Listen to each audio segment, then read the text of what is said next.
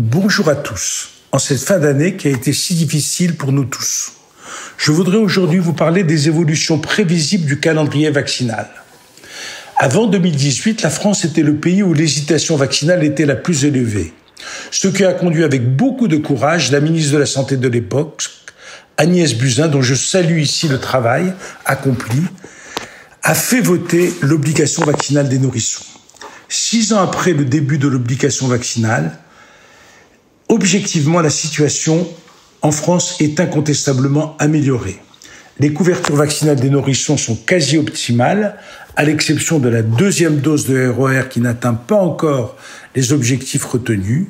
Et de nouveaux vaccins ont été recommandés contre la méningite B, le rotavirus, la vaccination contre la coqueluche de la femme enceinte. En quelques années, la France est passée du calendrier vaccinal le plus limité des pays développés à un des plus complets. Cependant, des difficultés apparaissent.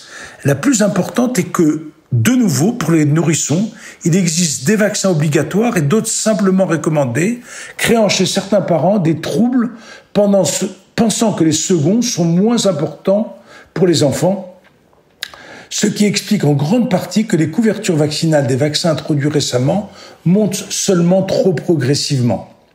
Il faut souligner à nos auditeurs que les vaccins recommandés sont aussi importants que les vaccins obligatoires et que s'ils ne sont pas obligatoires aujourd'hui, c'est que pour qu'un vaccin soit obligatoire, il faut qu'il soit voté au Parlement. Vous vous imaginez bien que dans le contexte politique actuel, obtenir une majorité au Parlement pour le gouvernement est quasi impossible. La journée d'aujourd'hui est là pour nous le rappeler. Je vous remercie de votre écoute et à l'année prochaine, je l'espère.